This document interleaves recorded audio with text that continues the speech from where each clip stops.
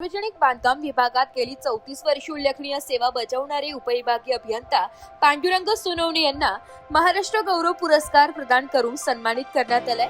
पांडुरंग सोनवणे यांनी आपल्या शासकीय सेवेमध्ये तब्बल 25 वर्षांपेक्षा अधिक काळ आदिवासी व डोंगराळ भागात कार्य केले।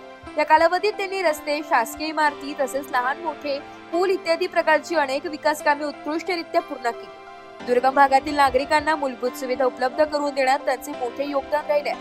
शासकीय सेवेसोबतच सामाजिक कार्यातही त्यांचा सक्रिय सहभाग असून विविध सामाजिक उपक्रमांमध्ये ते नेहमी पुढाकार घेत असतात।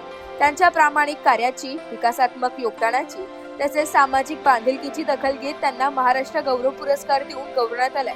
पुरस्कार स्वीकारल्यानंतर पांडुरंग सोनवणे यांनी आयोजकांचे आभार व्यक्त केले।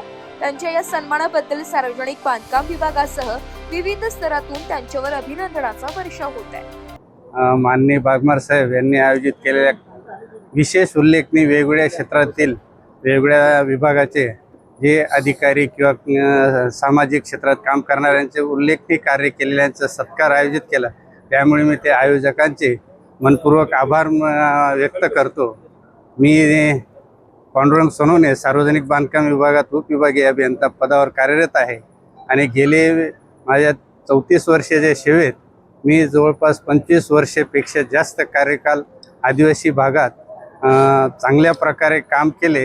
याची त्यांनी दखल घेऊन माझा त्यांनी सत्कार केला, त्याबद्दल मी त्यांचा मनपूर्वक आभारी आहे। धन्यवाद। ब्युरो रिपोर्ट, नाशिक लोकशाही न्यूज।